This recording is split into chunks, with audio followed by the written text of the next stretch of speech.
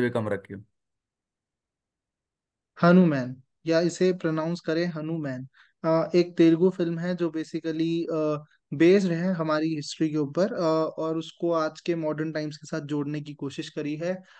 हनुमान जो राम के सबसे बड़े भक्त बताए जाते हैं, उनका जो उनको भी कहीं ना कहीं दिखाने की कोशिश की गई है, उनके अंश को कह ले दिखाने की कोशिश की गई है। और उसके थ्रू एक जो आम आदमी है, उसको शक्तियां प्राप्त हो जाती हैं और उसकी मदद के लिए भगवान आते हैं। जो आप लोगों ने सुना होगा कि 7 चिरंजीवी हैं जो आज भी जिंदा हैं, उनमें से एक हनुमान जी हैं।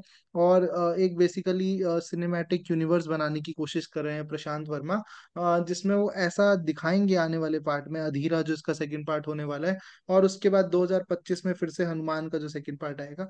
तो मुझे लगता है कि ऐसा देखने को मिलेगा कि डीमंस जो हैं, जो बुरी शक्तियां हैं, वो ज्यादा प्रभावशाली होने लगी हैं, और उसके निपटारे के लिए, उससे लड़ने के लिए अलग अलग चिरंजीवी जो हैं वो अपना योगदान देंगे। और उनके वो अपनी शक्तियों के थ्रू ऐसे इंसानों को तैयार करेंगे जो उनसे लड़ सकें और उनका खात्मा कर सकें।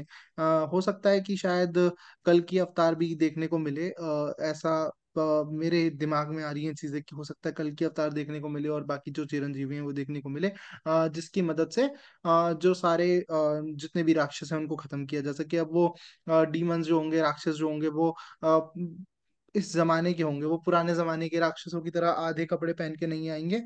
रोबोटिक भी हो सकते हैं आने वाले समय में, ये देखने को भी मिल सकता है। तो बहुत अच्छा फ्यूजन है, बहुत अच्छा हाइब्रिडाइजेशन है। हिस्ट्री और फ्यूचर को मिला के कुछ बनाने की कोशिश की गई है। मुझे तो फिल्म बहुत अच्छी लगी। सिर्फ 30 करोड़ के बजट में इतना अच्छा बना पाना मेरे हिसाब से काबिले तारीफ है। और आदि पुरुष मेकर्स को जरूर इससे बहुत सारी सीख लेनी चाहिए कि अगर आपका इंटेंशन अच्छा हो, आप एक अच्छी चीज बनाना चाहते हैं, तो आपको बजट की कमी ऑब्वियसली फील नहीं होगी। वीएफएक्स कहीं कहीं पे बहुत, टेक्निकल एस्पेक्ट में फिल्म कहीं कहीं पे निराश करती है, उसके अलावा तो फिल्म में कोई खास कमी मुझे तो नजर नहीं आई, हम्म। उत्कर्ष। जी बिल्कुल। आई थिंक आजकल के टाइम में जो मूवीज बन रही हैं, उनकी सबसे प्यारी बात जो कि आपने मेंशन करी वो फ्यूजन है, राइट। कि अब जो क्रिएटर्स हैं वो एक जॉनर पे स्टिक नहीं करते, वो दो या तीन जॉनर्स लेते हैं और they try to create nothing out of nothing, basically like they basically try to hybridise things. And वो कहीं ना कहीं दिखाते हैं कि मतलब there are infinite possibilities, right. आप कैसे किस चीज को कनेक्ट करते हो किस चीज से और उससे क्या क्रिएट होता है, वो बहुत ही द पॉसिबिलिटीज आर इनफाइनाइट। और पहले के टाइम में ये होता था कि जो मूवीज होती थी वो स्ट्रिक्टली एक जॉनर पे मतलब स्ट्रिक्ट करती मतलब स्टिक करती थी। तो वो ना बहुत ही काइंड ऑफ जैसे बोल सकते हैं, जैसे कि आपने कहा रोबोटिक सा लगता था, काइंड ऑफ कि देखने में उतना सही नहीं लगता। लेकिन आजकल के जो क्रिएटर्स हैं जैसे कि, और स्पेशली आज के डे एंड एज में जो एक मतलब रिलीजियस रेनेसां हमें देखने को मिल रहा है, राइट। कि मूवीज में ये सब चीजें भी दिखाया, मतलब मूवीज में बेसिकली रिलीजियस एलिमेंट्स भी फ्यूज करे जा रहे हैं ताकि लोग यू नो माइथोलॉजी से लेके काइंड ऑफ आप कह सकते हो इन सम सॉर्ट फिक्शन भी, और फ्यूचर में मतलब इतने सारे एलिमेंट्स का ब्लेंड है कि आप उसको समझ पाए या ना पाए बट आप उसको एंजॉय जरूर करेंगे। और सिर्फ वही, एंजॉय ही नहीं बल्कि आप कुछ सीख के भी जाएंगे उससे।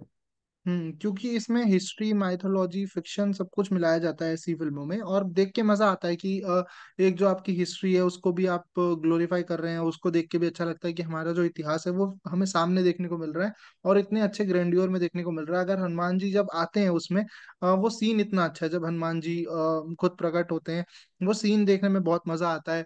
और जो हनुमान चालीसा वाला लास्ट का पोर्शन है वो चल रहा है कंटिन्यूअसली, वो देख के कितना अच्छा लगता है कि कितनी गूज बम्स वाला मूवमेंट है, और लोग खड़े होकर जय श्री राम वहां पे चिल्लाने लगते हैं। तो वो देख के मजा आता है कि जब जी। हनुमान चालीसा चल रही है थ्रू आउट, और आप खुश हो रहे हैं उससे देख के। तो मुझे बहुत पसंद आई फिल्म, और फिल्म का ये पोर्शन बहुत पसंद आया कि आपने एक अच्छी चीज दिखाने की कोशिश करी। उसमें आपके पास बजट की कुछ कमी थी, पर वो कमियां ढक जाती हैं जब आप एक अच्छे इंटेंशन के साथ फिल्म बनाते हैं। कुछ लोगों का मानना है जो मेन लीड है फिल्म के अंदर, उसका करेक्टर पहले लड़की के पीछे जा रहा है और कुछ अजीब अजीब हरकतें कर रहा है, मतलब वो सही करेक्टर नहीं है, और उसके बाद उसको वो मणि क्यों मिल जाती है, और सडनली ऐसे मणि देना उनको सही नहीं लग रहा, वो मॉरल रेस्पेक्ट में चीजों को देख रहे हैं। मुझे लगता है कि आपको उतना ओवर एनालाइज करने की जरूरत नहीं है, बिल्कुल ये चीज इंप्रूव हो सकती थी, एक अच्छा इंसान दिखाया जा सकता था जिसको वो शक्तियां मिलती, या वो कुछ ऐसी मेहनत करता जिसकी वजह से उसको शक्तियां मिलती। पर आपको उसको उतना सीरियस लेने की जरूरत नहीं है।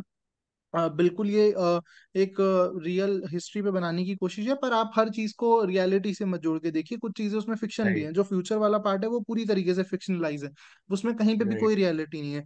अगर हनुमान जी को छोड़ दें, जिनको उन्होंने हनुमान प्रोनाउंस किया है, अगर हनुमान जी को छोड़ दें तो उसके अलावा पूरी फिल्म ही फिक्शन है ना, तो उसको आपको रियलिटी से जोड़ के ज्यादा राइट। देखने की जरूरत नहीं है। अगर वो ये क्लेम करते कि हाँ हम आने वाले फ्यूचर के बारे में एक फिल्म बना रहे हैं, जैसा कल की अवतार का वर्णन हमारे इतिहास उसमें मिलता है, ग्रंथों में मिलता है, अगर वैसा कुछ होता तो आप उस पे क्वेश्चनिंग कर सकते थे कि हाँ ये ऐसा है वैसा है, बट इतना क्वेश्चन मेरे हिसाब से बनता नहीं है। फिल्म का मोटिव और इंटेंशन देखना जरूरी है, जो प्रशांत वर्मा का अच्छा नजर आ रहा है। 2024 में अधीरा देखने को मिलेगी और मजा आएगा, और कलर शेड जो यूज करें वो भी मजा आता है देख के, कि नेगेटिव के लिए कोई और कलर, पॉजिटिव के लिए और कोई कलर, वो सब चीजें देखने भी मुझे तो फिल्म बहुत पसंद आई, इस वजह से कि इतनी सारी टेक्निकल एस्पेक्ट पे भी वर्क किया गया। जी। और जो आपने बोला कि कुछ फिक्शन भी है, राइट, जो एलिमेंट ऑफ प्रोजेक्शन होता है या आप उसे प्रोडिक्शन कह लें, वो आई थिंक किसी भी मूवी का एक बहुत ही बड़ा यूएसपी होता है। क्योंकि आप जितनी भी मूवीज देखेंगे जो बहुत ही अच्छा जिन्होंने करा है बॉक्स ऑफिस पे, and not just box office में बोलूंगा, more than that critically, right, तो उन मूवीज में थोड़ा बहुत एक एलिमेंट ऑफ प्रोजेक्शन या प्रोडिक्शन रहा है, that might or might not be based on the realities that we live in today. तो आई थिंक वो जो एक, it's almost like gazing into the sky and counting stars, right, it might or it might not make sense, but कहीं ना कहीं बहुत ही interesting होता है और एक मूवी को बहुत ही अच्छा फिनिशिंग टच देता है, इन आर ओपिनियन। ट्रू।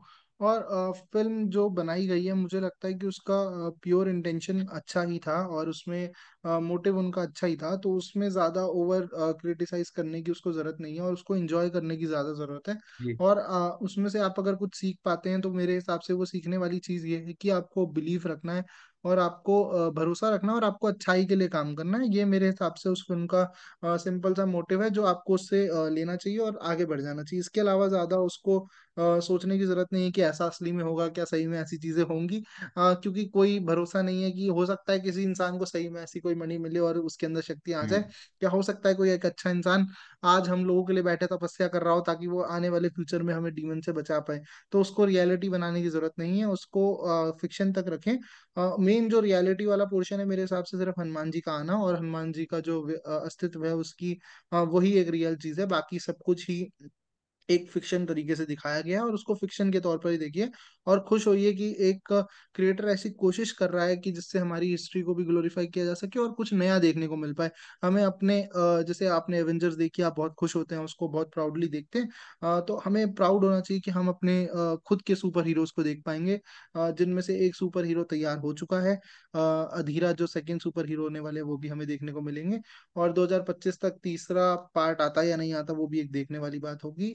मुझे नहीं लगता आ पाएगा, क्योंकि बहुत मुश्किल होता है एक फिल्म, ऐसी फिल्म बनाना जिसमें इतनी सारी वीएफएक्स और टेक्नोलॉजीज यूज हो रखी हो। अगर उन्होंने कुछ पहले से बना रखा है तो जरूर ये आ सकता है। तो मुझे लगता है कि आज के लिए इतना काफी है। हमारी बातचीत आपको पसंद आई होगी। अगर बातचीत अच्छी लगी हो तो वीडियो को लाइक करें और चैनल को जरूर सब्सक्राइब करें। मिलेंगे आपसे अगले वीडियो में।